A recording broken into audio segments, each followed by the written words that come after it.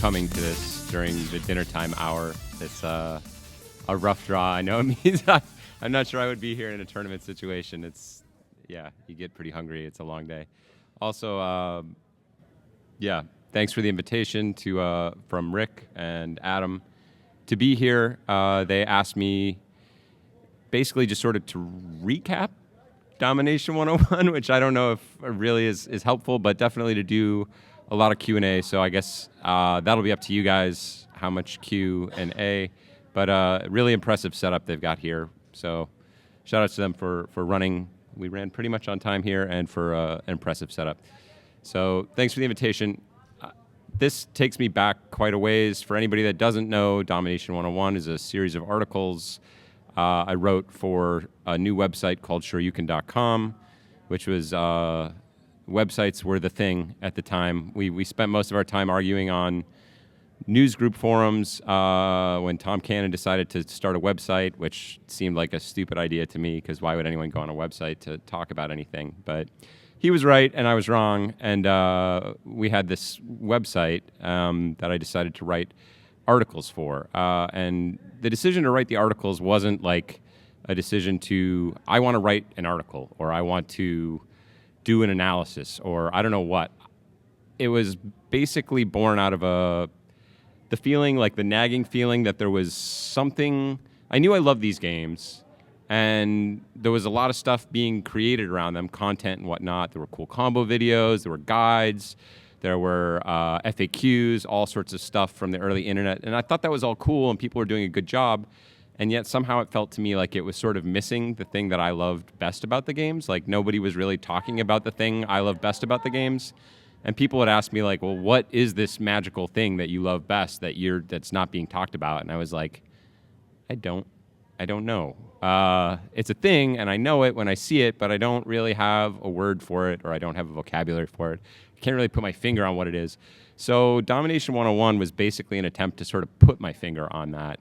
And then looking back on it now, from as a much older person, and looking back to it at the time, it was also sort of like a journey for me. And I think the journey in the sort of shortest summation, I think I wrote it out this way. 1, stop arguing about the wrong stuff. Everyone like, shut up. Everyone's arguing about the wrong stuff. And this had been going on for years. So it was different back then. But basically, people spent all their time arguing on the internet about really dumb stuff. And they would argue all the time, and people weren't born on the internet. They were all sort of slowly coming online. And so there'd be new waves of idiots coming online every 6 months. And they weren't idiots. I was an idiot, too. We were all idiots. But some of us had figured a few things out, but we didn't really have any way of telling the new wave of idiots what we'd already figured out. So the new wave would bring up all the same things that the old wave had brought up and hopefully figured out. And then this cycle would repeat itself. So it was just this constant struggle of people who'd figured a few things out, maybe about how the basics of combos worked or how a few systems were actually put together.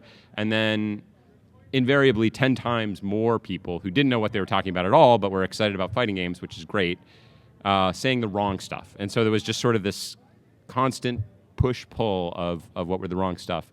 And in thinking about this and looking back on what I wrote at the time, it makes a lot of sense because the first articles, the articles were generally kind of mean. That's because I was kind of mean. I was an angry guy. Like, I was younger, I was pissed off about a lot of stuff. Nobody cared what I had to say, so you yell and everyone's stupid. I hate everybody. I've grown up a little bit since then, and that's been great. But I like to yell at people, and also at the time, there wasn't really a better way of getting through to people. Like, nobody was in charge of Street Fighter or fighting games or was anointed like this is the expert, because there was nothing like that. There was no sort of structure. So kind of the only way you could get people to listen was by yelling at them. So when I look back at the very first article I wrote, and the reason I started writing articles in the first place, it was just about cheapness. And the article's kind of boring, but pretty much gets to the point, like, throwing's not cheap. Actually, it makes the game much richer. And then it started to go into sort of a theoretical discussion about what would make something cheap and what that looks like. And maybe that's helpful, maybe it's not. But the real point of the article was we should stop arguing about this because we've thought about it for a long time. We've played with it for a long time. And it turns out actually the game is much, much better if you play this way. So let's just stop arguing about that, because we spent a lot of time, and we'd spend time every single year arguing about it again. With a new wave of people. So at the beginning, it was just that let's push these arguments to the side. So that was the first one about cheapness and trying to get past that. From there, so the articles weren't all published in the order that I wrote them, or at least not the order that I started writing them. I don't know why they were published in what order. There were probably reasons at the time. But I think I just sort of start one and then forget about it and then post it when I felt like finishing it up or feeling like I was done with finishing it, because that's the other sad part. These articles were all lost in a forum crash, I don't know when, 2003 or something like that, and I didn't have copies of them. But the only sad part about their loss was just that there were a lot of great arguments that came out of those articles, and that's really what I wanted to do. Is I wanted to talk to people, which is also why I hope I don't sit up here talking just at you for most of this. I'd rather talk to people or fight with you. Than just talk at you. But from there to the on cheapness, it went into other sort of titles that were intentionally designed to get your goat or to piss you off. Like, you can lead a scrub to water, but you can't make them think. About how even people who were watching strategy videos couldn't watch them right. This is something I think still has some relevance today. That's another point I guess I wanted to make is what were those Dom 101 articles? Some of them have sort of survived because some of them are sort of theoretical and have concepts about how these games are even put together or how great players' minds work or some basic tactics that remain relevant for a long time. A lot of them are really irrelevant because it wasn't ever really written as a coherent thing. It was just sort of, I would start writing and react as the thing went on. So some of them are interviews. Some of them are sort of like Dear Abby columns where people would write in with a question and I try and respond. But they're really all over the place because I knew it wasn't supposed to be a guide or an FAQ. I didn't really know what it was supposed to be. So the way it ended up working was, first of all, to have any kind of real discussion about any of this or even learn to think about fighting games, we're going to have to stop talking about certain stuff. And a lot of this is just a waste of time. So things like cheapness. This also sort of tied into my life story as I was at the time a graduate student in philosophy. I might have been an undergraduate at the time, but I was studying philosophy and arguing with a lot of people there. But what teaching philosophy, I'll give you probably, if this whole talk is completely worthless and you've missed dinner for no good reason, this is what I got out of teaching philosophy and is super valuable to me going forward in life. And it's not some profound Zen koan or anything like that. I got a bunch of those, and those are cool. I recommend them. But what I really got is basically people want to think the best about themselves at any given time. And when I say people, I don't mean like you people. I mean all people, including myself, including all of you. And whenever you get any kind of piece of information from the world or data or whatever that conflicts, is sort of like a negative to your ego, you're going to work really hard. Your brain is going to work really hard. Even if you don't notice it, your brain is going to work really hard to ignore that or think that that doesn't matter or think that that doesn't count. And I would see this firsthand in my philosophy class because philosophy, if anybody's taken those courses or just unfortunately listened to a philosopher, they're full of brain teasers. Socrates was the father of Western philosophy, was full of zingers and pointing out contradictions for the people of Athens. And rather than change their mind about any of the stuff he was calling them out on, they decided it would be easier to kill him because he was such a pain in the ass. But this has been common. This is certainly not Socrates level stuff, but the way this tied back into fighting games is a lot of these, what I called sort of scrub complaints, or these things that were limiting people from really understanding what was going on in the game, didn't have much to do with the game. They had to do a lot with people's ego, which is to say, like, fighting games in one sense are very clear. There's a winner and a loser every time. And if you're a winner, you're like, yay, I feel good. Winner, I'm a winner. Even if you didn't really play very well and you got lucky or whatever, but it doesn't matter. I'm a winner. Yay, anything I can do, I'm a winner. Feeling good. That was a good win. Nice job, buddy. But, of course, the other side of it is you're a loser. You've come out on the losing end. And that's where things get interesting, because that's where people's explanations for why they started losing or what happened start to get real crazy, real fast. And there's just like this whole world of real squirrely excuses that start coming out of even otherwise sane, smart players. And what was interesting to me is I was seeing the same thing a lot in my philosophy class with, generally pretty smart. There's some dummies and some geniuses, but generally the kids in my class were pretty smart, capable people. These are the people that are now building your spaceships and whatnot that are flying around today. They seem to do a good job. They're smart. They could figure things out, basically rational people. But when you would present them with a philosophical question that called into question some of their core beliefs or their value as a human being, whether it be their religion or ethical commitments that are not religious or anything like that, people would immediately go crazy and start believing, making up all sorts of crazy excuses. I can give you guys some references if you're interested in running through some of those problems mentally yourself. I don't want to turn this whole thing into boring philosophy chat, but really smart people will do anything to preserve their own self-image or their own ego of themselves as a good person. And again, this is as true for me as it is for anybody else. The only thing philosophy sort of let me do is to sort of see it in enough people, watch this kind of craziness in enough people that I could sort of spot it now going forward in life. And people do it all the time in life. Like people of a certain political affiliation. Like, why do they always watch MSNBC and they block out the other perspectives? Or why do they only watch Fox News and they block out all the other perspectives? It's because that's what we all want. We want the ego boost. We want to feel good about our view of the world. And any information that threatens that is like, nope, that can hit the bricks. I don't have time for that. I'm not interested. So that's one of our sort of primary motivations in life. And it started in the fighting game context. It would lead to all these crazy explanations for why people were losing. And they would blame all sorts of scrub things, like it was a cheap tactic or, blah, blah, blah. I was tired. And that guy didn't do anything I couldn't do. He's not better than me. I could do the same thing in the same circumstances without really putting themselves into the circumstances that this guy was in. So that's really the entire basis of at least half and the first half of the article. So the reason I don't want to get too far into, we can talk about them as much as you want, but I don't want to get too far into the details of those, because the good news is that I think a lot of those have sort of written themselves out of relevancy, which is to say a lot of you guys in this room didn't really start with those same attitudes. You might have had maybe in your real local circle, but for a lot of you, online was like part of life always. It happened to me in college. Like there wasn't really online when I was in high school. And so the online sort of onboarding practice was slower and went for a long time. And we had all those, waves of new people that didn't know anything coming in all the time.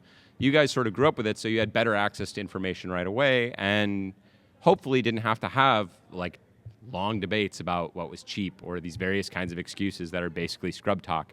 And all that kind of stuff is really only important because I actually never wanted to talk about that. It seemed very obvious to me, but I only had to talk about it.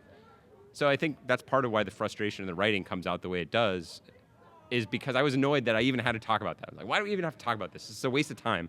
Like, this isn't going to win anybody a match of Street Fighter. This is why you're not even realizing what's happening in the game, is because you're spending your time thinking about these silly excuses that aren't really relevant. So from there, we went into some, stuff like the mental toughness articles and talk about balance and a little bit other stuff that pushed less against misconceptions and more into the realm of general tactics. Like, here's a bunch of stuff that happens in tournament matches. I'll see if I can find this later. I'll post it up somewhere, put it on Twitter or something like that. I made a bingo card that I would take with me to tournaments from some of the old Domination 101 articles. Literally a bingo card of, here are the mistakes that I listed in these articles that are now almost 15 years old.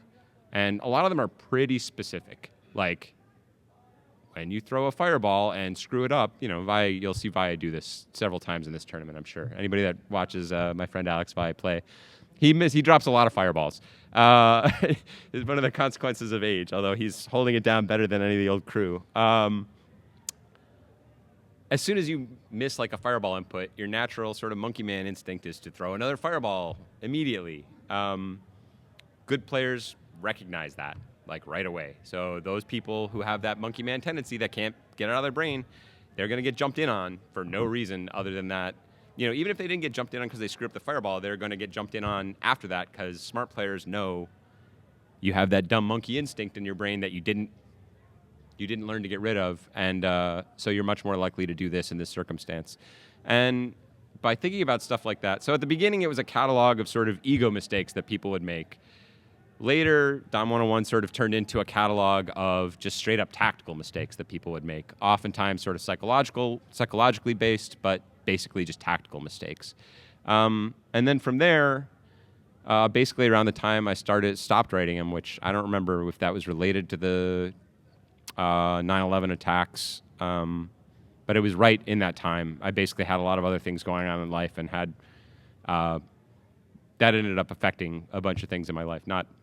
It didn't kill my friends or anything, but it had a big impact. But towards the end of those articles, when we could stop talking about all the dumb stuff, all the dumb ego-related reasons people were not even understanding what was happening in the game, and then get past some of the common tactical errors, I thought like Dom 101 actually started to get kind of cool, because we started to get into sort of the theoretical space of like, what really is the difference between 2D and 3D games? Like, what role do fireballs play? Like, fireballs are like the sort of the essence of the entire game in a lot of ways. And just by thinking about it, without ever even talking to like Valle, who I'm bringing up again, I learned to understand like how he was able to do these crazy psychic uppercuts that nobody could do. The ume shoryu. It's funny that the Japanese developed an exactly synonymous term for another player in another country at a different time. But I was able to just sort of think through it, and then from my own experience playing, I was like, oh yeah, this is what he's doing. And we could get into some real theoretical metagame stuff. So I think it was kind of sad that by the time the articles started to turn into something that were not just sort of a corrective or like a cut it out kind of beat stick, that was around this time I stopped writing them. Fortunately, we've had many generations of people thinking and writing about fighting games ever since then, sometimes with the same terms that we started out with in those articles, but have gone on to do all sorts of great stuff. So I feel proud to have been at the start of that and to help shove the rock down that road of getting people to think about not just the basics, that there's more to fighting games than combos, that there's a lot to do with the mind games. And I think that's been given birth to a lot of really great strategy. The analysis you'll hear on any given day on the mics tends to be better than anything you'd ever find written 10 or 15 years ago. Just nobody talked like that. Nobody thought like that. So I'm happy that one way or another, this has turned into something that's spread and allowed a whole new generation of people to grow up with in a lot better shape than we started off, which is, I guess, all you can hope as an old guy. That something sticks around and people who come afterwards are in a better place than you were when you started off. So apologies for all the yelling, but thanks for the opportunity to sort of think back through what these articles meant to me, and also to trace back how sort of they were so directly related to what I was learning or experiencing as a philosophy grad teacher, as well as just an angry guy who was getting through some stuff. But when we sort of learn from some of that, one of the other Dom 101s, of course, is Draw This, about how collusion and drawing games and splitting with your friends is a disaster. That was 15 years ago. So we haven't totally learned from all that, but we're getting there. And I think the progress is slow and steady in the right direction. So that's cool. So yeah, I didn't really come in here to try and talk at you too much. So I don't know if there's something you guys wanted to talk about, whether it's specifics or general or what's wrong with my hair or anything like that. I'd prefer to talk to people rather than talk at them. I've got some new Domination 101 stuff that I may get to in a little bit. It's just a question of priorities and timing. And also, that's the other good news is I don't think it's really necessary anymore. Like, there's enough stuff happening in good places all the time. But, yeah. Thanks. Any questions? Yes. I shouldn't have started with you, but yes.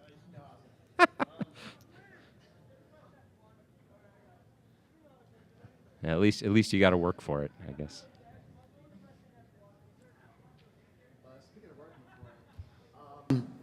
If you had to write Domination 101 for new players now, like if you'd never written it before, and especially like having worked directly involved with several games now yourself, what do you kind of think that new players now kind of aren't getting? Aren't getting in general, or wouldn't get from the articles, like because they're old and crusty? Do you mean? Or no, I mean like I don't hear a lot of people talking about footsies anymore. Yeah. And that's something that's really important. I mean, back in the Super Turbo days, you had to have good footsies, you had to know about spacing, you had to know about zoning. Yeah. And you still hear about zoning, you still hear about spacing, but I just don't hear much about footsies anymore, like outside of like Street Fighter 4 games. Especially like Marvel 3 just does not need it at all. Just like things like that. Yeah, I guess to me that's maybe you have hit on something that's important that maybe should be pushed. It's always, this isn't to discredit any of the people that do cool videos that are like full of setups and safe jumps and full of what I call technology. Mm-hmm. There's all sorts of cool tech being discovered all the time. It's one of the great joys of playing fighting games, like discovering it, working on it, imagining it, executing it in practice. It's like rad. Like, it's one of the best things. But then there's this whole other squishy layer of stuff that's on the mental side. And part of the magic you're talking about with footsies, that's sort of, in my mind, kind of the final frontier, just because it's so inherently analog. It's like, and by analog I mean as contrast to digital. Like, digital being all ones and zeros, like you are at point A, and it's ironic because it's a computer game, so of course it's totally digital. Mm-hmm.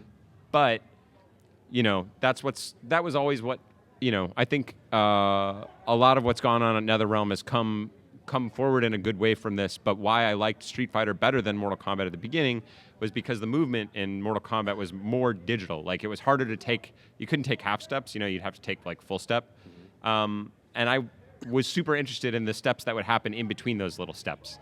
Because it's like the difference between here and here, like a third of an inch is like completely changes the Ryu-Guile matchup. Like, in one situation, like Ryu's completely dominant, and the other one it's like, oh, Guile's completely dominant. And it's like, and jockeying for position in those really subtle little ways is glorious. So maybe there should be more attention there. It's easier to kind of blow that up. It's easier to be hard on it. Like, if you're a critical internet audience and feel like being mean to someone, it's harder to do like a cool video tutorial on footsies, although maybe that's really what's called for. And ironically, like, one of the first guides I ever remember seeing, I actually played Tomohiro before I ever saw the guide, like, talk directly about footsies and like the ability to like throw out like a low forward and then get the other guy to try and sweep you and then counter sweep him, and how you could sweep at different ranges. And so he had those discussions.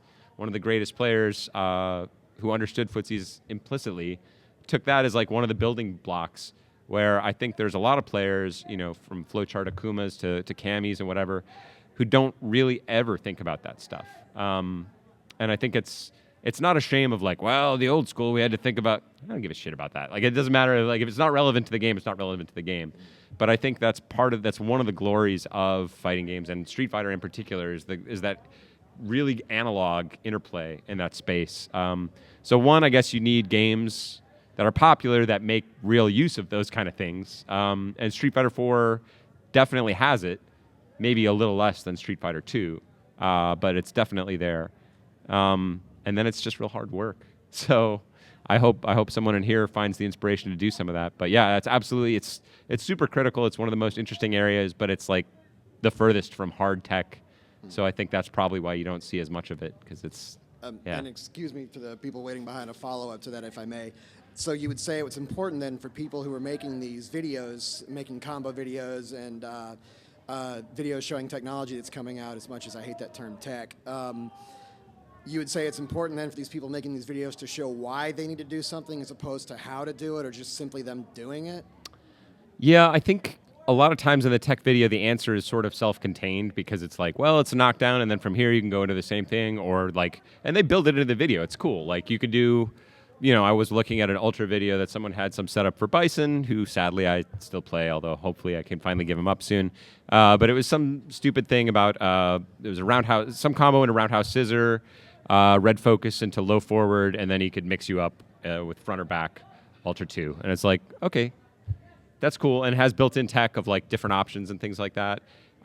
So I guess on one hand, I don't want to tell anybody what they have to do, because a lot of people just like tech and that kind of straightforward video, and I think those probably get the highest views and the most sort of public acclaim and stuff like that.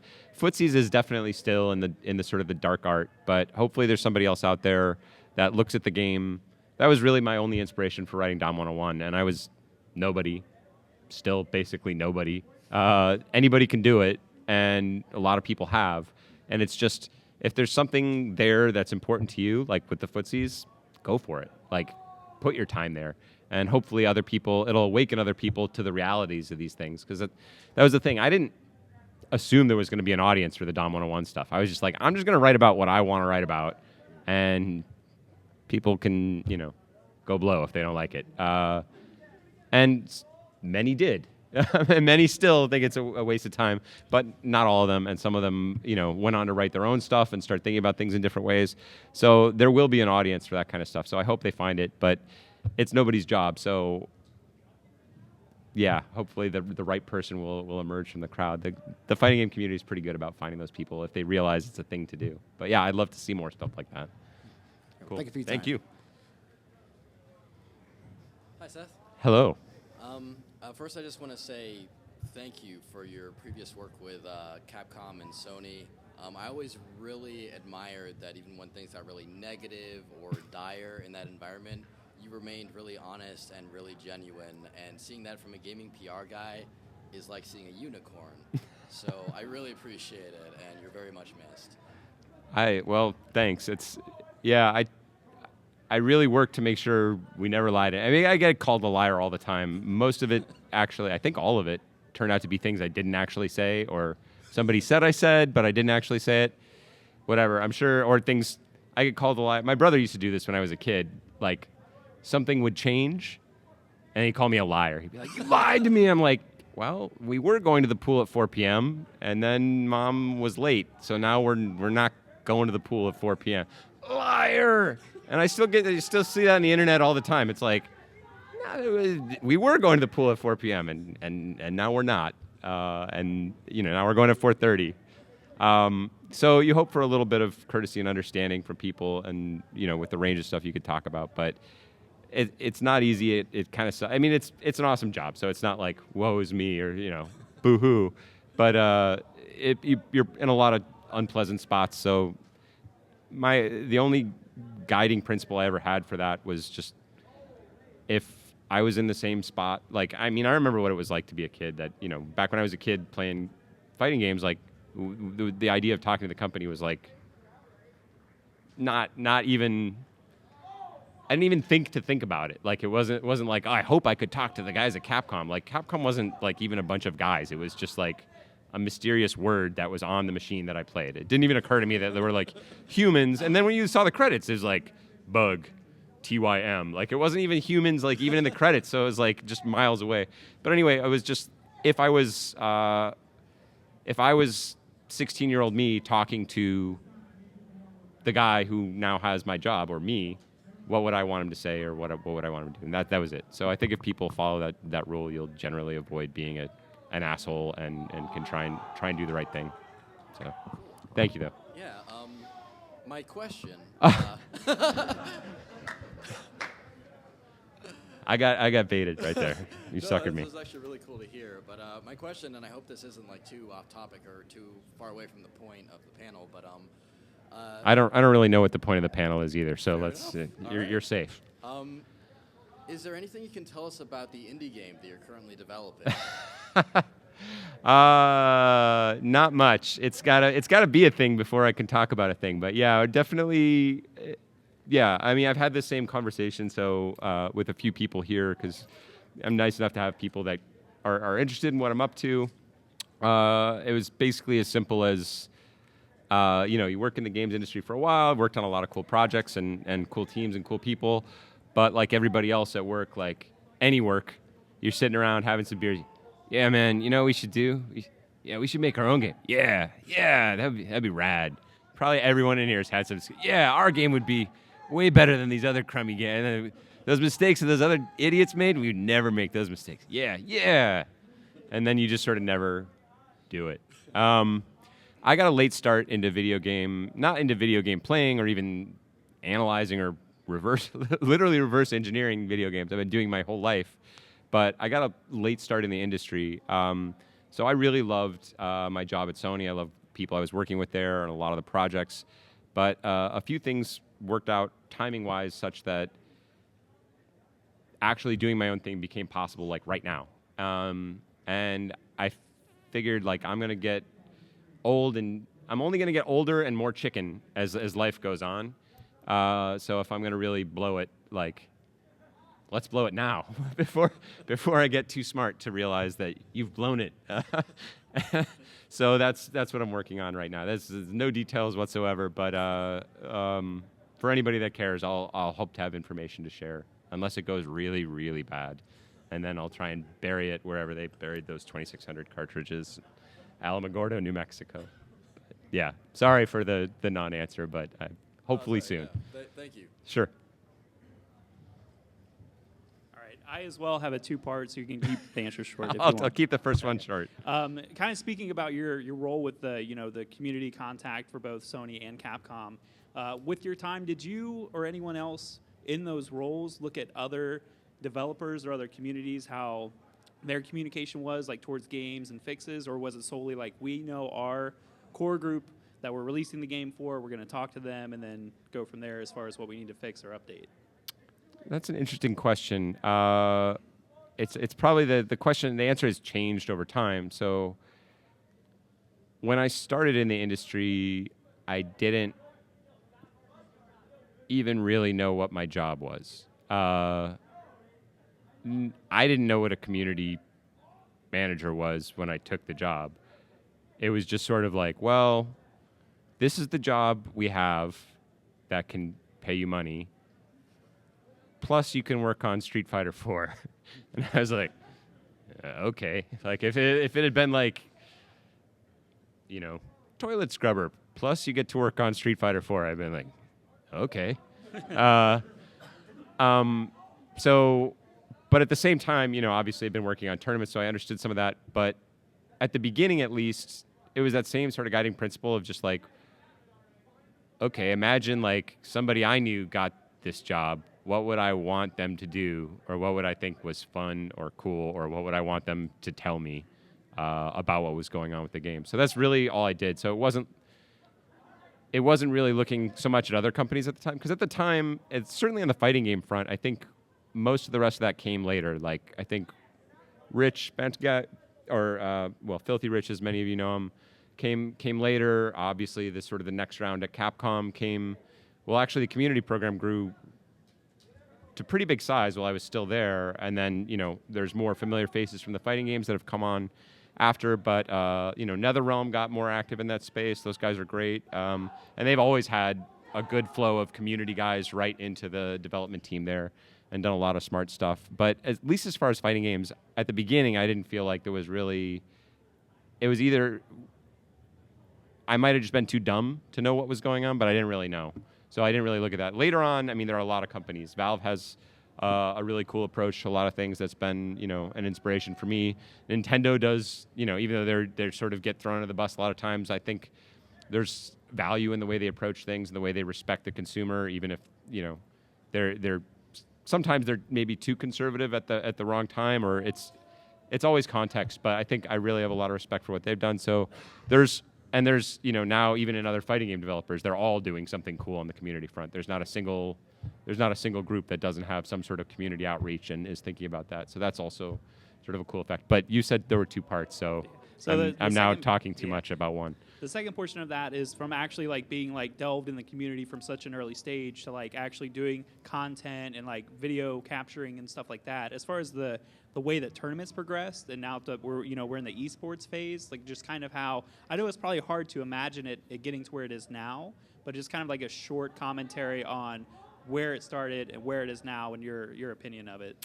Are you talking about like fighting game tournaments in general, or video game competitions? Whichever your preference. I mean, we could talk about like just like kind of like how Evo, or I think that'd be kind of more. Sure. I mean, I guess I'll talk about just because to me, at least as sort of an esports outsider in some ways, like I played a lot of Quake and stuff back in the day. I go in and out with different first-person shooters. I like StarCraft 1 a lot, like to the point where I intentionally never even touched StarCraft 2 because I was like, this will kill Prody. Like, no, bad. You're not my friend. But I would watch the match. Anyway, esports always seems like it's had like a very grand narrative with, greatness and worldwide domination is always right around the corner, and there's $1 million prize, and then the league goes bust, and and then another game will rise from the ashes, and this is the one. And so that, I think I sort of tuned out that narrative a long time ago, or at least it didn't affect me directly enough. And it was to the point where I didn't even really see the connection between like some of the fighting game tournaments and stuff like that. It just seemed totally different to me. So I think sort of the traditional esports world, especially on the MOBA front and whatever, may have finally found the footing necessary to really go the place that they've always been sort of promising. And that's exciting. That's cool. And on the fighting game front, people look at the $1 zillion prizes, and there's a big differential there. And, obviously I think that has a lot to do with the way the games are put together. And, it's, if you're able to sell digital goods on a continual basis and things like that to support the prize, I think that pricing structure really makes a lot of sense for competitive stuff in like a million ways. So fighting games don't really follow that model yet. There's some steps in those directions that I think are cool and exciting. But just for me as a raw fighting game fan, it's been pretty awesome. Like when I was a kid, there was maybe one Street Fighter tournament, and most years there were no Street Fighter tournaments. Now there's like a cool Street Fighter tournament, not even Street Fighter, but like fighting games in general. There's a cool event most every week. Like it's more unusual to have a week without something cool that's for free with like international competitors or like at least nationally amazing competitors every week, which is like to me a big success, and is also done by who? Like nobody. And I can call them nobodies because I was one of those nobodies. Like I was like, well, what did you do to get into this position to help run, the biggest fighting game tournament in the world? And it was like, nothing. We just started to run tournaments, and it was like, well, we think it'd be better if these tournaments were like this. And so we're just going to make it like that. And there are hundreds, maybe thousands of people now around the world that are now involved in the same thing who just did it. And that's super exciting to me. And it's exciting to me not just because there's all these people just doing it on their own. So I think when the support from the company and the developers is able to catch up to the enthusiasm that's already pushed things forward to this point from the players, that's going to be a huge explosion. And fighting games are super rad. Like, you can see what's going on the screen. Like, you can sort of tell it's really direct. It's very basic kind of action. Like, even when I was playing a lot of Halo, it was hard for me to watch, like, Halo matches. But I think fighting games have, a lot of things going for them. And they're just rad. Like, I mean, it's just such a rad game. So it's, I'm really optimistic. I'm really proud of where it's come to this point. I think it's on the cusp of a lot bigger and brighter things. I don't think there's a need to sort of overpromise, but I think we're in good position. So I think everyone wants things now, but it's happening. It's happening now, and I think it's worth taking stock of literally where we were 5, 6, 7 years ago. Evo is cool because it's managed to actually grow every single year, even during the dark times from the time of Third Strike, when there were basically no Capcom fighting games released. There were still other games, but like the rare Tekken, very dark on the fighting game scene. And now it's to the point where, that tournament managed to grow not on the back of a marketing campaign or a successful title. It was just because this is rad. Like, it's super cool to be in a room with other people who understand what you're talking about and what you're all about and what you care about. And to get together and like that kind of experience is so powerful that it goes beyond the game. So if you add like a great game into that, much less great developer support, I think the sky's the limit. But also like stop and take a moment, and just because it's not $100 million prize, I do think we should be proud of like what we've done with nothing. Like the money from our pockets and some great games from our friends at developers. But yeah, the fighting game scene really impressed me. Thank you. Yeah. Hey, Seth. Hey. Hey. So I'm a relatively new fighting game player. I started with SF4, and I went back and read all of Domination 101, and then I also picked up David Sirlin's Playing to Win. Cool. How do you see those works as being, like, how do you see them in relation to each other, and do you have any other kind of recommended reading along that line? Funny you should ask about that last one, because there's a guy in line who might want to talk to you soon, who's working on some stuff. I think there's, so I guess I'll start at the beginning. I've known Sirlin for a very long time. We were playing, Street Fighter together back when Super Turbo was still in the arcades. I actually helped him edit Playing to Win back in the day. And I think part of where he started that book was because I'd written Domination 101, but it's definitely, Domination 101 is a lot of things, but it definitely is not a book, and it doesn't stick together. It's like, here I'm answering some random person's question. Here I'm interviewing some guy. Here's this random piece of theory. Like, it's not cohesive at all. And I think what he did was a really nice job of distilling a lot of the concepts that were out there and have been discussed in a way that was book form and like relatable, that you could actually understand. So I think there's a huge amount of value in what he's done. And he also was like way ahead of the self-publishing book thing, because at the time it was super weird to like publish your own book. It was like something that like religious cult people would do. But he was out ahead of that and totally did it with no shame. And that's been great. And I think it's been a great resource ever since. In terms of other reading, there's a lot, but I'm like honestly, this is going to sound super fruity. Read Sun Tzu. Like, read the Book of Five Rings. Like, if you think about that stuff in fighting game terms, it sounds really hokey, and everyone's like, I don't want to read that stuff. I want to read about like a cool frame trap. You will be shocked like how much you can get out of it. There's a lot of really good writing. I mean, I think Day 9's time is worth, or a lot of what Day 9 has done is worth your time. Obviously, some of it's more directly relevant to StarCraft than fighting games, but he does like a lot of great analyses. But that's something I'll do. I'll try and put together like a larger list of stuff that I've gotten a lot out of. But I think the work is going to get better, and hopefully there'll be more people inspired to write about that squishy stuff that's not neat frame traps and knockdowns and resets and things like that, which I love to death and could watch forever. So God bless you if you're out there making those videos. I love them. But there's other stuff in the game as well, and I'd like to see maybe more of that. Similarly, if any of you guys have stuff that you've read that you think might be interesting to me, I read super fast, I read a lot, and I love the fuck out of all that kind of stuff. So I would be happy to hear from any of you. So Thanks. Thank you. Hey, Seth. You're not going to make trouble, are you? No. Okay. I have a real question, I promise. So I have a friend, his name is Schminder Party, and he plays a low-tier character in a game. I am familiar with this party. And in regards to Playing to Win and Domination 101, do you think low-tier heroes are a waste of time, or do they add anything to the meta? So I guess I'll take those separately. They're one of my great joys in life. I love the hell out of watching them. In a game like Marvel, I think low tier is a very complicated question. I think there's all sorts of stuff.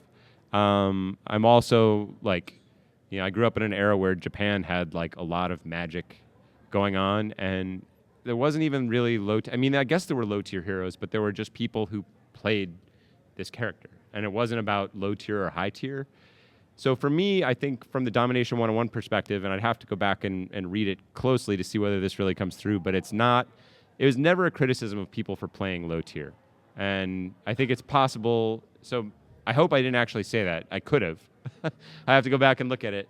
What I hated was people playing low tier as a built-in excuse. And that happened a lot, where they're like, well, of course I lost. I play this joke character, and then they really use it as an excuse to not push themselves or address any of the other like holes in their game or real problems. So people that are serious about low tier character, I don't think there's anything wrong with having fun. I think having fun is an essential ingredient and like something that gets us all into the goddamn game in the first place. We wouldn't play it if it was just lifting weights or whatever. None of us wouldn't, whatever. we wouldn't be doing it as much as we play these games. But so I have a lot of respect for low tier just because it shows you sides of the game that you didn't understand or didn't think about. There's tactics that are fresh and new. Obviously, with an audience as voracious as like the modern stream monster is, they get tired of seeing the same Virgil combo. Even Firebrand, who is like kind of a low tier hero who made good. He's like kind of what we should want. Like it's like as if theoretically a character named Arthur or something became all of a sudden like top tier out of nowhere, and then people that before had cheered for him would all be boo. We've seen this a million times. It's no longer good. Boo Arthur. That happens in real life. There's people who are magical about hating something for almost any reason, but for what it's worth, low tier is. It's also sort of like a cart before the horse kind of question because we don't even know what low tier is until people are playing everybody. Like low tier is what you call the characters that everybody played and then they just didn't win as much as everybody else. So I don't have any issue with playing them. Quite the opposite. I think they're pretty cool and they show you a different side of the game. I do have an issue, or at least had more of an issue when I was angry about this kind of stuff, with people that play them just as an excuse. Like, haha, that's why I lost. I'm like, you lost because you stink and you make terrible reads and go for dumb stuff that you shouldn't go for that's really low percentage and bad. And that's why you lost. You didn't lose because this character stinks. So people that are actually serious about low tier, that's why, when Apologies Man's team was considered like kind of gimmicky and low tier and whatever, those are I get super hyped for seeing that stuff. Like Arthur, like all of it. Like, and this is even apart from, working on the games and knowing sort of what some of the characters are capable of or what you hope that they're capable of in the right hands. I just think it's a ton of fun. So I'm absolutely pro low tier. Just don't let it go to your head. I don't know. In case of a theoretical friend called Spooner Party. Kane Blue River is pretty good at low tier too. So God bless him. Yeah, I think he's one of the. I mean, from the school of there's something everybody hates something about somebody, but he to me is like the closest we have to Ryu right now in the entire FGC. He's not in this room or anything. Yeah, he is. I didn't see him. He's directly behind the camera, so I didn't see him before. But that man he's not the Ryu we wanted, but he's the Ryu we deserve. And he'll be coming to your house to crash on your couch soon, and you better let him in. So, yeah, shout out to Kane Blue River. Low tier, holding it down, blowing up the top ranks in the entire world. I think that's pretty rad. So, yeah. Thank you. Great Thanks answer. for calling him out. So first of all, I wanted to say I'm glad you gave Day 9 a shout out because I love his work, and he was a Marvel player. I've heard. I see him player back in the day. Drift in and out of fighting game discussion briefly. I'd never seen him play Marvel, but that's cool. Anyway, my question has to do with, I guess, when you were setting up this talk, you were talking about how you wrote Dom 101 when you were kind of a younger, angry guy. And it seems to me, having been around for a while now, that there's like distinct generations in fighting game community. So I'm wondering, I guess my question to you is, how do you think our community will change as it gets older? That's a tough one. I don't know if I have any great insight, except to say that I was one of the angriest dicks around. Like, I was just mean for the sake of being mean. Nah, I hope I wasn't like, because that was the way I always sort of justified that to myself was like, I could be mean online. If you did something stupid online, I would be really mean to you online. And I counterbalance that in my mind. Everyone has their excuses, and this was my excuse at the time. So one, that was just a bad play. Like being an asshole online back then used to be kind of more of a separate thing because I think our online lives and our offline lives were genuinely more distinct. These days, I think there's kind of no excuse for being an asshole online. It's pretty much just being an asshole. Like there's not like a big distinction there. I don't think it's the same as driving a stake through somebody's heart, but it's closer than it used to be. So hopefully people will respect that as it goes forward. But the reason, I guess the point I was getting to before about at least my own road through assholism, which isn't quite the same thing as you asked, but it's something I have a better answer for, or at least a more cohesive answer for, was I would always sort of justify it to myself because I knew I was going to work real hard to show up to the tournament, no matter where it was. Like I was going to go there, and I would see you. So if we had like online beef, like I would be there, and I'd be the first one there to like make a joke about myself and shake your hand. And that to me, that was the reality. Like a tournament was the reality, and the online stuff was just about, oh, who cares? You know, it's just, or we're arguing and I'm going to go all out online, and then when we see each other, and I would go all out online even with people like James Chen. I'm not always good about checking Twitter, but James Chen tweeted at me the other day about that we were mortal enemies. You know, James Chen's one of my good friends in life and in video games, and he was like, I consider you my mortal enemy because you're such a, you always humiliate me in like these arguments about how, you know, Ryu could just dominate Cammy and Your beef is I was still like, on the internet, by the way. You can find it on Google Groups. I that's probably true. And I don't even really remember those because I was probably like that a lot. But it was always sort of backed up because that's always what I've loved about the fighting game community, is because we have this reality that we share in a space. We all come together. The real game is sort of offline in that sense. But that's just changed now as the scale of streams has gotten big. There's probably the majority of people that watch these tournaments have never been to one. So I guess that's an important thing to sort of reckon with. And for that generation of people that are really into fighting games and watch a lot of them but don't actually come to events, like what is the safety valve? Because there needs to be some sort of reality or some sort of interaction with people as people. And I don't know what that looks like yet, but I hope they can find it, because otherwise it's pain and suffering all the way down, and it's a lot. It sort of becomes a negativity in a cycle that feeds on itself. And that's what I've always loved about the fighting game community, is we can be as negative and mean as we possibly can. You know, people would say the meanest thing they could say to me, like the first time I walk into the room, and I'd be like, ugh, but then I know we're gonna like spend time together. We have a lot of shared understandings, and we'll eat some crummy food at Denny's, and that makes it okay. Like so it's sort of the abuse and then the healing and then together. And so I guess I hope wherever the online culture sort of ends up, as it continues to grow faster than events could possibly grow, what's going to be that healing part of it? What's going to be that connection? Because I think that's really what keeps the community together and keeps it attractive to people for a long time. Because there's, at any point in your life, you're going to go through a negative period where it's fun to be in the negative part of whatever it might be, but then as you get older, you want to be not in the negative part. You want to feel like you're creating something that's worthwhile or building something that's worth having around, and not just sort of a mudslinging fest all the time. So I have complete faith that they will figure that out, but I don't know what that looks like yet. So hopefully they're smarter than me. Thank you. Hi, this is less of a question about Dom 101 and more about your experience in the esports industry. With the recent success of Smash in the FGC, growing their own tournament series, the Apex series, and their return to EVO and the return of their sponsorship with MLG, what do you think that the Smash scene is doing differently than the FGC is to more connect with the esports industry? As far as connection with the esports industry, I mean, I think we'll see sort of what that really looks like.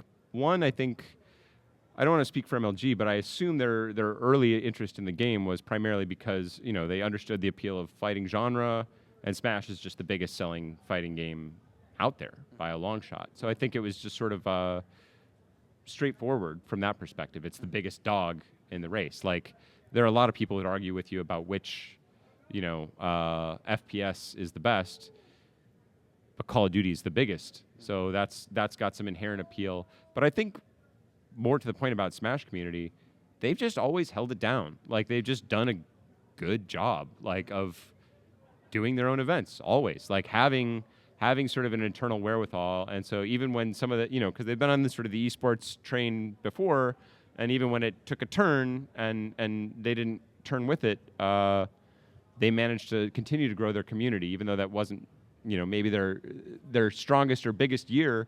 It seemed like from the outside, at least, Smash continued to be well cared for by a community that sort of took care of each other, ran good events. And as they've reconnected with an MLG and, are again at EVO this year, it seems like their community internally has grown as well around that, because I feel like they feel like they know who they are. And they're like, this is us, this is who we're going to be, and we're going to be this no matter what. And so people can be involved with us and sort of support that, and that's great. Or we don't really care. Like, this can come and go, but we figured out how to get this sustainable and satisfying and a rewarding experience for us as players, regardless of sort of what the rest of the wider world is doing. So they look forward to a new game, but they survived. Nintendo doesn't churn out a lot of games, and Brawl wasn't as successful competitively as Melee by a long, to the point where, I don't know if we've seen something quite analogous where the game is sort of as rejected in some ways, at least by the core competitive community. Obviously, Brawl is a great game and is successful, but a lot of the competitive community chose to stick with Melee and succeeded, and they did that. But the Smash scene continued strong, even though they only get one game, every 7 years or something like that. And the one they got, it's sort of like, winter is coming, and like Game of Thrones, it's like, oh no, like we only get a new game once every 7 years, and oh no, we hate this game, or it's got tripping, and we all hate that. And not all of them hated it. It's certainly a great game in its own right, and there's aspects of the competitive community that are completely fine with the choices it's made, but they survived, and that's like sort of the truest test, and they powered through that. So I think they've been able to sort of, I've been really impressed by, I think part of it is literally Nintendo rubbing off on them. Like Nintendo has sort of a happy, positive, yay, kind of feeling to it as a brand, and I think part of that is imbued in the Smashers, plus some FGC sort of like, screw you, I'm the best, and it's a nice blend of those two. But they really seem to have found themselves as a unit, so that they don't really have to worry about what's going on outside. So it's like, maybe it'll be a good harvest this year, and we'll have a bunch of sponsors, and Smash 4 will be great. But regardless, we've got enough stored up to survive, and move forward. And I think that's a really powerful place to be in as a community, and something we really, outside of Street Fighter and maybe a few other fighting games, we really haven't seen that happen elsewhere. So it's cool. I have a lot of respect for what they've done. Thank you. Yeah. Hi there. Oh, hi there. So, okay. So the other thing that was going through my mind is Jill from Ultimate Marvel. 3. Yeah. Okay, so there was a patch, and I remember in the SRK article that I read, it said that someone found something, but you had knowledge of what it was, but pretty much there was no explanation what it really is. So I just kind of want to know why the patch actually happened. Now I'm gonna forget what is her level 3 super. We called it like 19 different things. Savage Roar or Bloody Hyper. Savage Beast? Mad Beast. Okay. I was in there. I was close. Yeah, that's the thing. I got embarrassed the other day with some friends where they were like, "Oh, how do you do this ultra again for Street Fighter?" And I was like, "I don't remember how to do any of the ultra. I don't remember the commands for any of the ultras because they changed like a million times. And so if I don't play that character, I don't even remember what the ultra command is for half of them, which is a great shame. It's like the easiest thing you could learn from any FAQ that I just forgot. There was some unblockable, but kind of worse. And I know there's many other unblockables in the game since then. Hey, You try and design a game as free as Marvel and not have a few problems. Like, yeah. No, I really, honestly, I hope you all do. Like, and that's not even a blow up. Like, it's never been a better time than now to try and make games and to get involved, or at least to get into a situation where you can figure out some of how the core of a game like this works. So seriously, you should make something on your own. If you have any kind of inclination like that, you can prototype a character pretty quick, and it'll be amazing how much you learn by accident, whether you mean to or not. So highly encouraged. Anyway, yes, it was basically a brutal high-low. It was unblockable. Okay. Yeah. And then It was just like X Factor, and then and you died, and then you died, which so now other characters have. speaking But of broken games. okay, all right. So okay. So what's your guilty pleasure fighting game like? Oh, guilty pleasure. I have many guilty pleasures. I don't even. The only thing I don't like to say is guilty, because guilty implies it's like bad or like not worth your time or something like that. I think there's something to be learned from a ton of fighting more or games. less, do you like a bad? Well, I won't even say a bad fighting game, but just an obscure fighting game for. Oh certain yeah, Primal mechanics? Rage. I played the crap out of Primal Rage. Yeah, I feel like I may have had the best. Yeah, I may have been up there. Just a mechanic type thing. Then. Mechanically, I don't know. I mean, mechanically, it felt a little weird. It felt a little soft, but it was really interesting. And then in the patch, when they introduced the no cheese meter, we found a way to combo through the no cheese meter, which was really exciting to us as like obnoxious players. Like the no cheese meter would flash, which is basically a built-in combo breaker for anybody that's not familiar with the series. Like if you have some stun move that you can combo back, if you combo back into the same like stun move twice in one combo, it'd go like no cheese. So you'd like the opponent's supposed to break out of it. And we found ways to like keep the combo going, even though the no cheese meter would show up and we'd be like, nope, still in hit stun, buddy. And that we felt really good about that. Time killer. I'm thinking through I actually had like a genuinely good time with, was it Bloodstorm? Yeah. I always confuse it. There's a Simpsons game that's a joke. It's Bone Storm. Yeah. It's not Bone Storm. I never played Bone Storm. But Bloodstorm was a pretty sad fighting game, but it was filled with secrets, and I actually legitimately had a good time like discovering the secrets. That's probably my guiltiest pleasure. Shout out to Breaker's Revenge, which has had like a slight comeback lately. I don't know what that's about, but it's cool. Amazing, man. And I also loved all the Samurai Showdown games, like even the ones that get stinky and weird. Like they're just super great because it's like, especially as you get older and have less time. Like Samurai Showdown, I could always look at it and be like, I basically understand what's happening here pretty fast. There's nothing like super mysterious or like system. Yeah, it's just really fundamentals, and it's like, okay, I can figure this out. I had a great time with those. So 5, I really liked.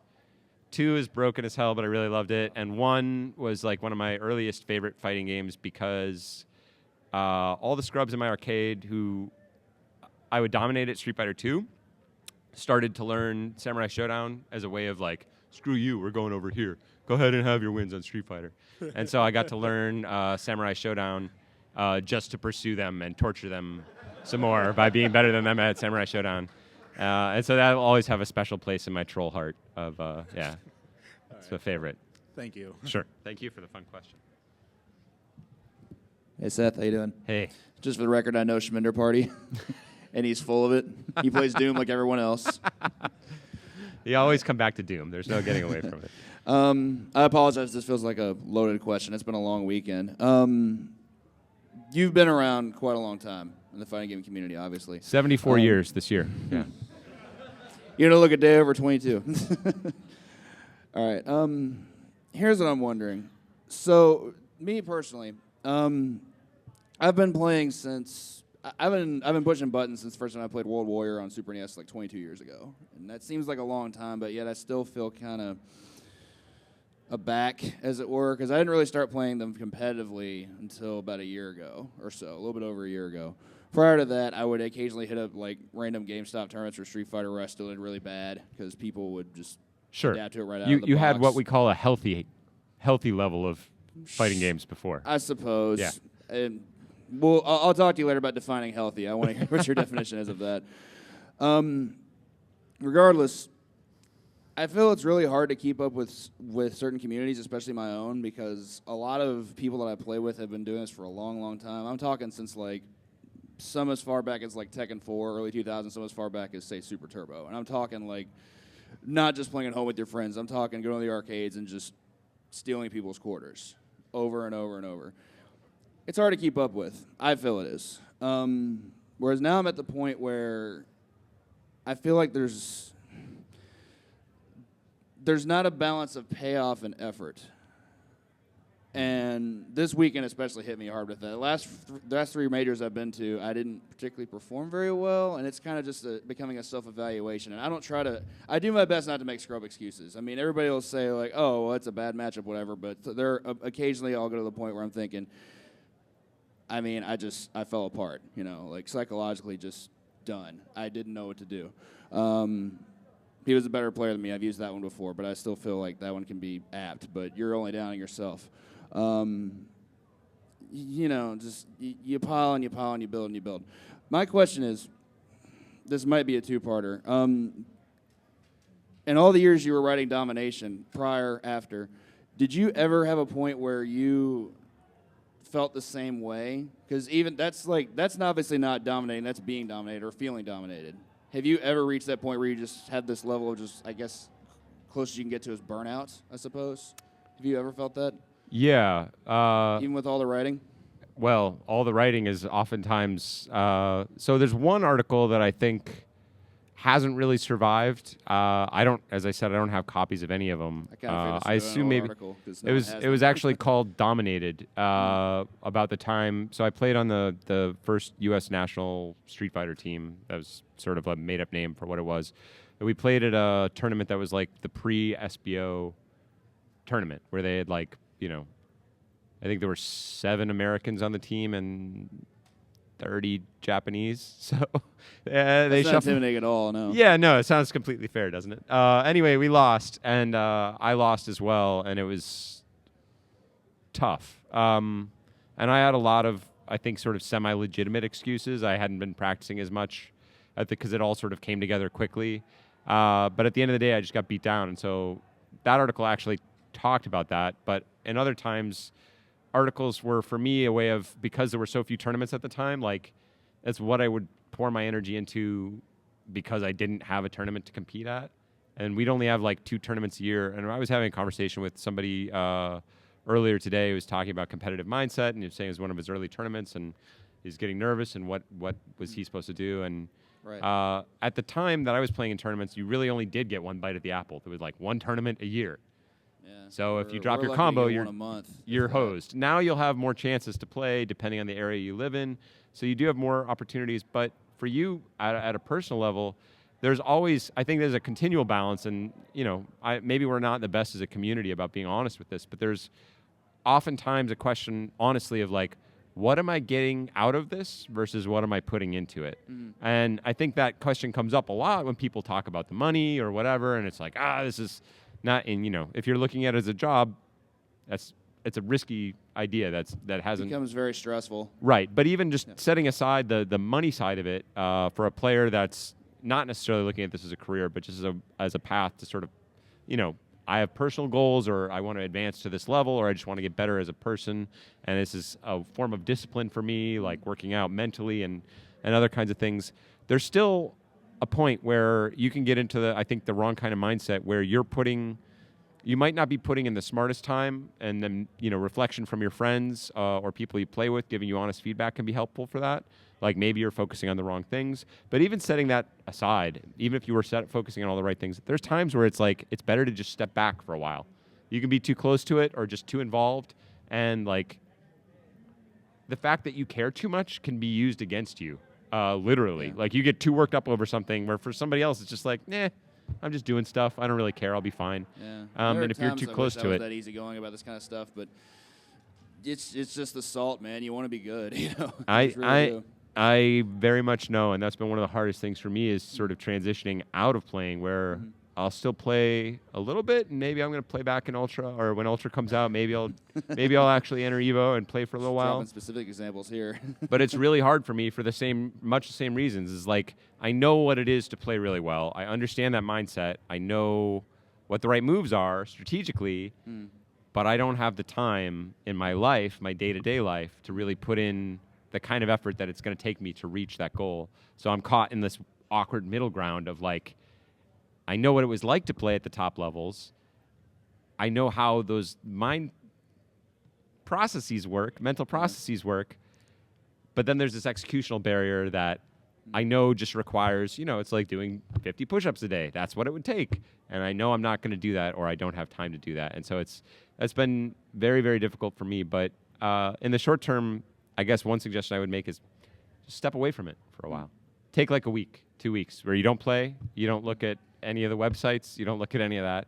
Just step back and think about, when you come back to it, you'll either come back to it in like a healthy way where it's like, I really want to play again, or you'll find, for me, when I would do that, I would find my mind would gravitate towards certain matchups. Like I'd be like, I really want to get back and see what this matchup's all about, for whatever reason. And if that doesn't come, don't force it. Give it more time, and it'll come back. There have been many people before and since me who have tried to quit the fighting game community and failed. So for as much as it sounds like I'm telling you to like quit, I am actually confident that you will fail to quit. It has addiction aspects to it. I agree. But take some time off and look at the rest. And the spirit. Yeah. And it's also getting the rest of your life sort of in a good place, like getting, Daigo's always talking about this, getting in a physical place and a mental place and everything else that really lets your game be all it can be. And, if you're sort of over-invested in the game and not in anything else, like because I would find when I was younger, exactly, I would sometimes use the game as a way of compensating for other things that weren't going well. So it's like if I was in a bad breakup or something like that, it's like, okay, screw it, I'm just going to pour myself into the game. And sometimes I get better, sometimes I get worse, but you can be over-invested in sort of one area of your life. And so if you find that you're getting sort of over-invested in these kind of games or in a specific game, step back and look at the rest of the things. And I think if you find the right kind of balance and can get all the kind of things in your life working at a comfortable degree, it'll straight up improve your game. Like the people that are playing the best Street Fighter have a lot of their life in a pretty good place. And otherwise, you can still do well just by grinding and pouring time in, but it's dangerous. And those are also the people who tend to have the biggest kind of cracks and then disappear or explode in a blaze of, players that, got top 8 at EVO and then are gone the next 2 years in a row. So it's, anyway, I'm happy to talk more about it, about it later. It. One question though, and I'll promise I'll step away after this a bit long enough. Was your writing in any way from the start up to the middle up to the end ever used as a way to kind of break away while still being involved? Like, did you ever write to say, okay, as you pointed out many times, you've been kind of an asshole in the past. I need to step away. No offense. If I feel like I need to step away, do I write about it to feel like I'm venting, or do I write about it to feel like I can still be a part without having to actively be a part?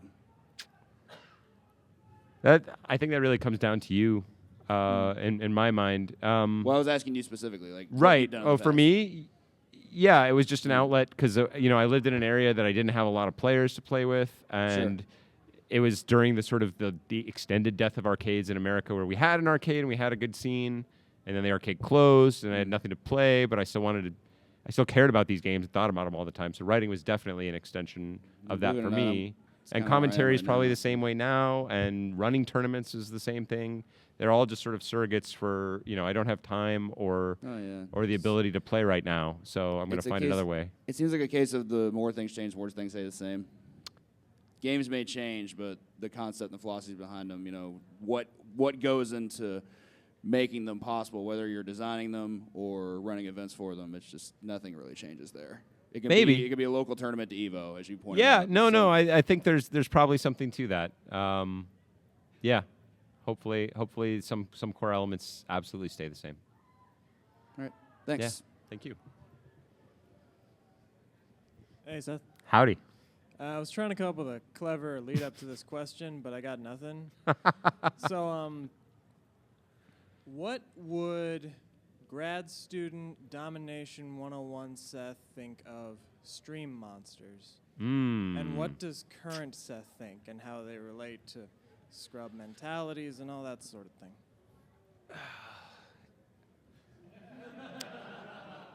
It's a genuinely tough question for me because Domination 101 Seth was also troll Seth. Like, the further you look back, the more of a troll you'll find I was. Like, very trollish, very aggressive, we would raid other news groups with just straight up troll stuff. And, dance with glee. I mean, it was like the most exciting thing. So that part of me isn't dead. Like, I still recognize like a lot of the same things that I used to do and really laugh about in that. It's hard for me to place exactly where, to sort of, if the question is what are those guys like, it's hard to know exactly because you're not having a conversation with them. You're not seeing them carefully reflected. It's usually a hilarious screen name and then, a hailstorm, ASCII art, or something worse, and a lot of one-liners. So it's hard to know exactly where they're at. And it's also, like, to me, a legitimately complicated question because they are sort of, I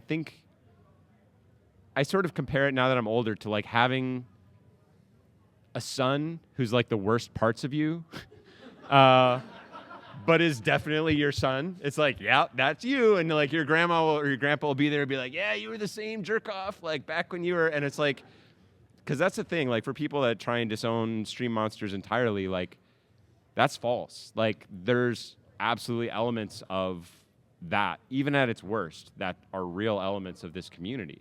That said, that's not the right way to be. I think it does have a lot of negative consequences. And that's, when I was talking to Pat earlier when he was talking about, I was talking about sort of the blow-ups of events like this, but then also the sort of healing factor, the fact that we will see you and I'll have to look you in the eye and play you and smell you and sit next to you when we compete.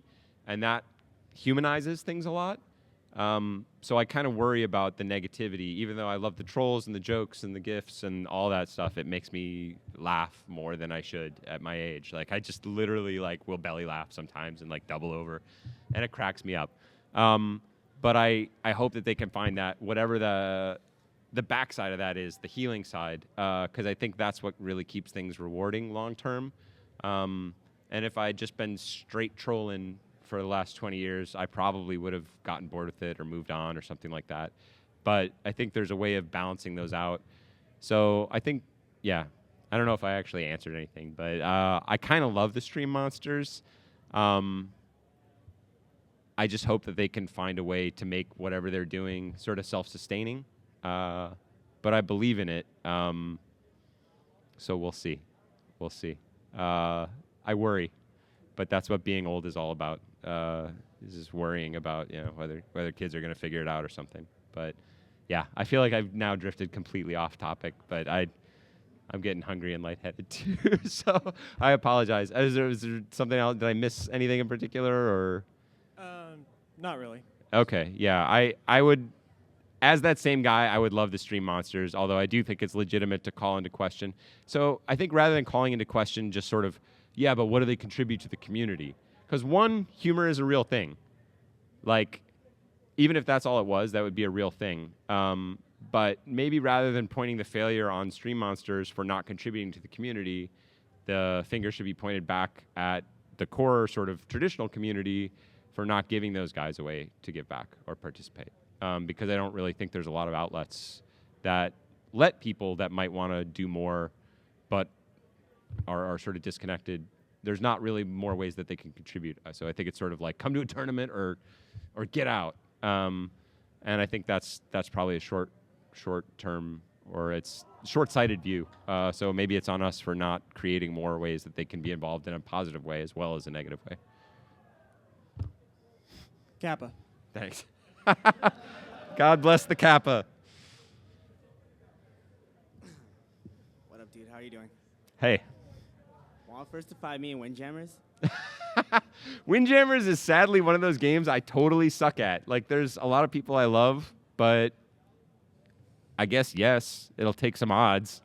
Because All right. I would like to bet against myself. If we don't have it here, there's an awesome arcade named Galloping Ghost Arcade. Where's Galloping Ghost? Brookfield. Okay. Brookfield, Illinois. So It's not yeah, too far from for those who don't know, like I did grow up here. I used to play at arcades all over. We used to drive a long way out to Gala North and Gala West and all over the city. The James Games and Super Just Games and Dennis's Place for Games and the Fun Zone, which is not too far from here down on River Road. No remembers the Fun Zone. I literally have that's the arcade where I first played Street Fighter and fighting games, and I have a picture of it up at home as it is now, which is a secondhand textbook discount store. It's long gone as an arcade, but yeah, those places mean a lot to me. But So you're down. Galloping Ghost. You're down? See me then? Now I got to go to. This is exactly like our old forum conversations back in the day, where it's like, I will take you out. I will bet you $1,000. All you got to do is come to West Virginia, and to my boy's house, and we'll mess you up, It's man. 15 minutes And away, dude. I know. I would be down to go to some Brookfield, for sure. All right, just one thing quick, and then my real question. Oh boy. I know you're a cross player. That's a new way of putting it, but I'll go with it. Let's rock it. Where did you even how did that come about? Were there other players back in the old days doing that, or did that just? Yeah, I'd like to say there was like some cool man with no name who drifted into the arcade one day and like owned everybody with the crosshand style. No, it's a horrible way to play. See, when I first started playing Street Fighter, it didn't occur to me that I would be playing. It was like, hey, you'll be playing this game for 20 years, and it's like, yeah, right, idiot. Ghost of future past, yeah, like no way. So I just played it like any other game. I'm completely right-handed. Just straight right-handed. There's not even anything complicated about it. But I play with my right hand on the stick and my left hand under that hand, and then I tap the buttons like this, which makes all sorts of things like almost impossible. Like roll canceling, Blanca electricity required me to do like this weird like tap, jab, and short with like these parts of my finger, and then roll it over. Like it killed me. CVS2 literally broke my spine as a player. Like I couldn't do it anymore. It's a horrible way to play. The only way I played in arcades a lot, and I didn't have a lot of money, so I had to focus on games that had like high replay value. So I played a lot of Ms. Pac-Man because Pac-Man was actually better, but it was also less fun than Ms. Pac-Man. And I'm right-handed, so right hand goes on joystick, and that was it. And that's basically I'm shocked there aren't more people in my unfortunate situation. So when Street Fighter got put in front of me, I was like, right hand goes on joystick. And then usually there's only like one button over here, and they used to put them on both sides. So there'd be like the shoot button would be on left or right to accommodate left or righties. Street Fighter only had the buttons over here, so I was like, I'll just find whichever is the good button and just hit that one. And then it turned out you have to hit all the buttons, and then you have to do all these motions, and I was basically screwed. So, but that's it. It's as simple as that. Well, that was just curiosity. My real question is as we've seen. I mean, I know I've seen in my lifetime the more Westernization of fighting games. How do you think that's going to affect fighting games in the future? I mean, because you figure, Street Fighter, the old Street Fighter 2 Turbo, that was a straight Japanese game. I mean, that was made by Japanese people. That was as straight a Japanese game as you can get. Yeah. But now you even look at Street Fighter 4 with the cinematics, and things are just flashier. I mean, how do you feel that in the future going forward, the more Westernization of fighting games is going to affect it? So I guess I don't know exactly what Westernization means. I get where you're coming from, but to me, Western I would just associate with like stuff that Western companies have done, as opposed to like Japan. But it's interesting to me because let me rephrase it a little bit. How do you think? I mean, we talked about before about footsies being kind of a lost art, and about games now have kind of just put by the wayside some of the things that were core things for 20 plus years. How do you, moving forward, do you see that increasing, or do you see that? Do you see us going back to more of a core fighting game style of game? I think it's actually a really interesting question right now, especially because we're at sort of a juncture, right? So fighting games were, I don't know about dead, but certainly very quiet for most of the 2000s. And Street Fighter 4 is credited with sort of rekindling those fires, and other people who had great franchises that were chilling, if they were, yeah, they're just like, cooling their heels for a while. Got back into it a little bit, got the inspiration to get back involved with fighting games. And what's interesting to me is that Street Fighter 4 is really clearly a throwback to Street Fighter 2. That's sort of jettisoning a lot of the systems and mechanics and whatever that were built into some of the games even earlier than Street Fighter 4. And Street Fighter 4 is not a simple game by any stretch of the imagination, especially to most of the video game. I mean, it's easy to forget that as fighting game players. Like, even simple fighting games, relatively speaking, are way, way more complicated than 80% of other games. Not necessarily to create, but as a player, yeah. Anyway, you guys all know that. So I think it's sort of a, there's been moves by a lot of the other developers to go in some similar directions. So I think there's clear evidence that you can still go new places while sort of sticking to a traditional core.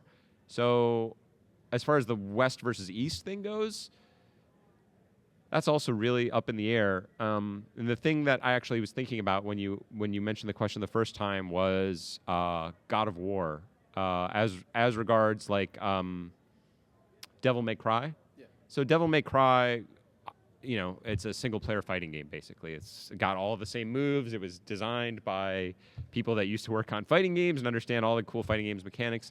And in a lot of ways, I felt like God of War, when it came out, was almost a purer and sort of cooler-looking version of a lot of what was going on in Devil May Cry. So Devil May Cry was like, especially 3, which is like one of the brutal game. They had to make like a whole other edition to like basically apologize for how brutal that game was.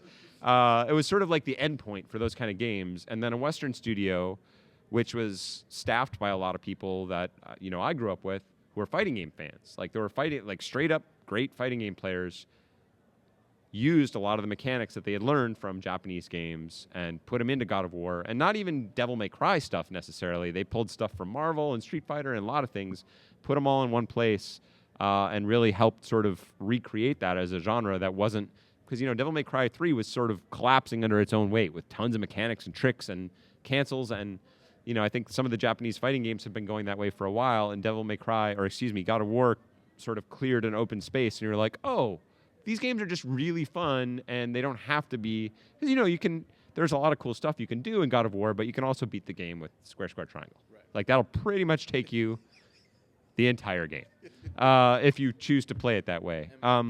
So I think that Western developers who had drawn some inspiration from some of those Japanese ideas did something really cool with a familiar game type, and I think we're going to see a lot of that with the Western fighting games of the future. Yeah, cool. Okay, I guess we'll try and, it's not a 4-part question, right? No. Okay, no. It's they're calling time on us. And I was going to ask you this earlier, but whatever. So you had mentioned The Art of War earlier. One of my favorite books. I've read it multiple times. Sounds cornball, but it's true. But yeah. I mean, it applies to a lot of stuff. Yeah, it really does. One of my favorite, I guess, theories, if you will, from the book is the supreme art of war is to win the fight without actually fighting, or something along those lines. I guess my question kind of relates to, and best example of it is going on behind us, the crowd noise, and you see it like, as I watched it earlier, there was a guy that has kind of played with some of the Galloping Ghost guys. He came in, he played Injustice. He was playing against one of the Korn members, and all the Korn guys are in the crowd just screaming at this guy. You suck, blah, blah, blah, sleeve, this and that. Sure. And the kid just didn't know what to do and choked. And he's legitimately a good player. I've watched him play before and playing at the Galloping Ghost and stuff like that. And he wins a lot, but he dropped very simple stuff to this guy. So I guess what my question is what do you think? Do you think that plays into a lot of what goes on as far as coming to a tournament and playing? Do you think that that's a major factor for a lot of people, or no? So, in my mind, I guess there's sort of two things. One, just the mere fact of being at a tournament, period. Even if this was a dinky little tournament somewhere, messes with people, especially people that don't have a lot of tournament experience. And this is why, everyone's like, that guy's not that good, or I can go to a tournament and blah, blah, blah. It's different. As you're all at a tournament, so you probably know, it's different when you're playing in a tournament than it is even against a much better player playing casually. A mid-level or weaker player than you at a tournament is more intimidating, more risky.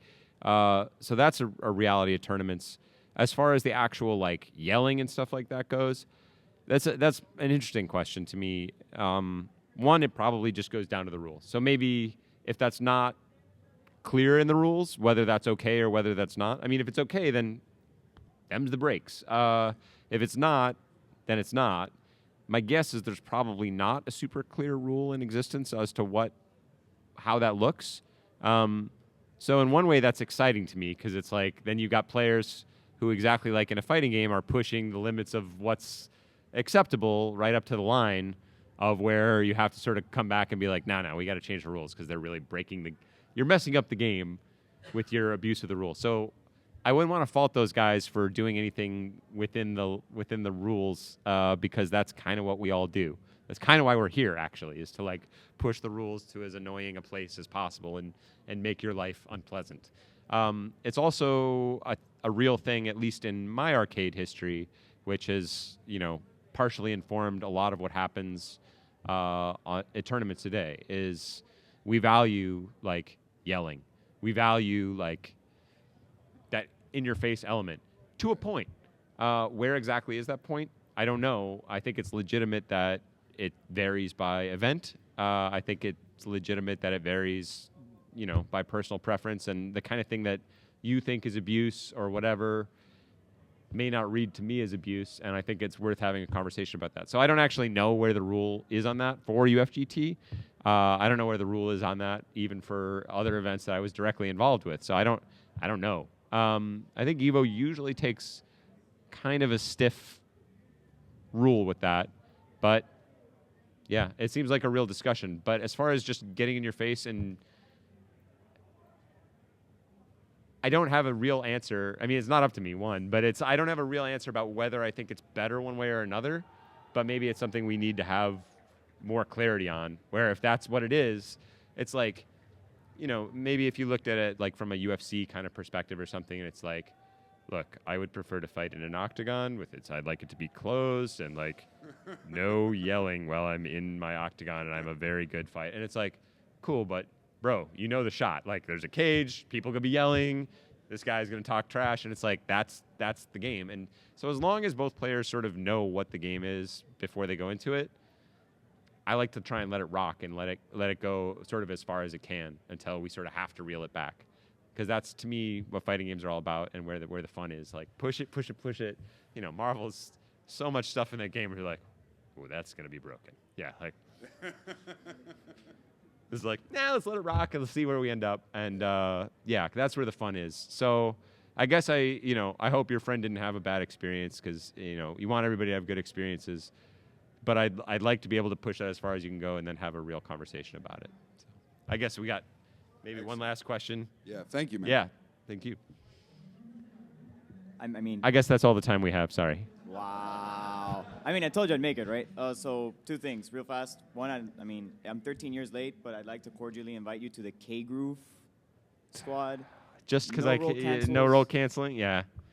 K-Groove's too close to parrying, which is my most hated of Street Fighter mechanics. I tried.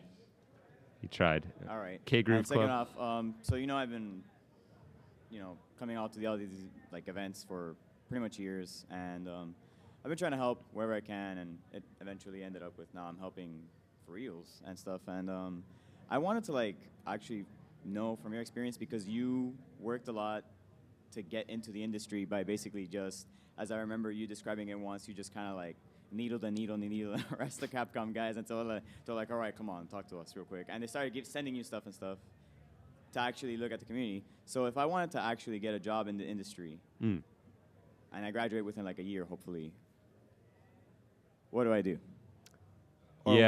Or like, what advice would you give me to help me along in that way? It depends on what you want to do in the industry.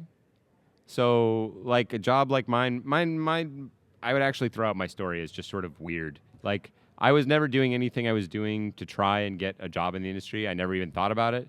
I actually had semi-chances to get jobs in the industry before that I turned down because I was like, that's crazy. Why would I go and work crazy hours on these crazy games? I've been training my whole life to do this other thing, so I'm going to do that. So I never thought about it that way. And then the needling was just sort of, I didn't think of doing it as doing it for myself. I thought of doing it like, this will be valuable to the tournament. So like I'm too chicken to like go and be like, hey, you should care about me and do something. Like I'm not that guy now, and I certainly wasn't that guy then. But there's an important lesson there. Is you probably find this in any dumb self-help book, but it never hurts saying, if you don't ask, the answer is always no. So ask. Be willing to put yourself out there. Don't be, works in dating too. You can hassle plenty of fine people into dating you, whether they like it or not. Probably some fine lines you should be careful with there, but persistence at least, as long as it stays out of the creepy zone. It never hurts to ask. And if you don't ask, the answer is always no. So, but as far as like industry stuff, the number one thing I tell people right now is, kind of the advice that I'm following in my own professional career, which may be stupid since I already had good jobs. You can do it yourself. And the video game industry is a lot different than some other industries in an interesting way, which is a lot of the people in the video game industry didn't go to formal school or didn't graduate from schools, or even the ones that did. That's not fair to say a lot didn't. A bunch did. But when most of them were going to school, there wasn't any such thing as a video game degree. There was maybe computer science, and there were some schools that sort of cared about video games, but only in it's very recent development that good schools also have good video game development programs. That's basically new. So the way this plays into the industry and getting a job is nobody had any fancy degree that they could wave around and be like, sorry, my dad says you got to get me a job here because I went to this school and I was Phi Beta Kappa, and it's like, get lost, weirdo, like we don't care. But what everybody in the video game industry does care about is what you've done. So if you did something, so you're like, as a guy with no experience, like it's not really fair to say like, well, you haven't done anything. Anybody here can do stuff, good stuff. Like you can mod a level on your favorite shooter. You can create a skin for a Street Fighter character in less time than it cost actually the Street Fighter team to do so. You can do all sorts of awesome stuff that you can actually show to developers. You can make your own game, Unity and Game Maker. Last year at Evo, there was a game called Towerfall, which you probably heard about since because it went on to be successful, and it's in some ways straightforward and simple. We've got, I think he may have just walked out, but the creator of Noah, from Barry Ball. Hey, there he is. He's back there. His friend and accomplice, the Kirby Kid. These are guys that just went out and made games on their own. And those are the kind of, they worked harder and longer on them than maybe you would, but Towerfall was made in Game Maker, which is something that's so simple, really anybody can do it. So it requires no special programming skills. Anybody can now make games. It's not the best kept secret in the video game industry, but it's still kind of a secret, but it's totally true. You can go out and make cool games like tomorrow. And that's it doesn't have to be like the greatest game of all time, but like rather than sitting here and talking to me about how you have this great idea for a game, like great ideas are cheap. They're important, but they're cheap. But a guy who can also go out and make even something that gestures at that idea or shows, I haven't built the whole castle, but here's proof of concept of how the drawbridge would work and how this one room with this trap would work. Cool. I understand you. I also know you're not total talk and you actually went out and sat through and did something, that really goes a long way. And that's like one of the strongest things you could have on any resume is I went out and I did a thing. Even if and then, if you know the thing isn't perfect, explain why the thing isn't perfect and be like, I could have done this and this and this better, but I'm missing, I need a network programmer and, I colorblind, so that's why these colors are probably weird. If you can be honest and understand your own shortcomings and whatever, you also sound like you'd be a great fit for a team because you're clearly somebody that can understand what other people can add to it and you're not necessarily a one-man army. So go forth and make something for anybody that wants to be in games. It's the fastest way. You'll understand what it's like. You might also learn, hey, making games sucks. It's really hard. And it goes wrong all these times, and I would rather do something else. And that's also important knowledge that you should have before embarking on a different career. But yeah, that's my number one best advice, and I'd be happy to play something with you if you want. And then I told you I'd be here, so. You didn't believe me. All right. You did it. All right, I guess we're out of time, so thank you very much, and thanks for all the great questions. I really appreciate it.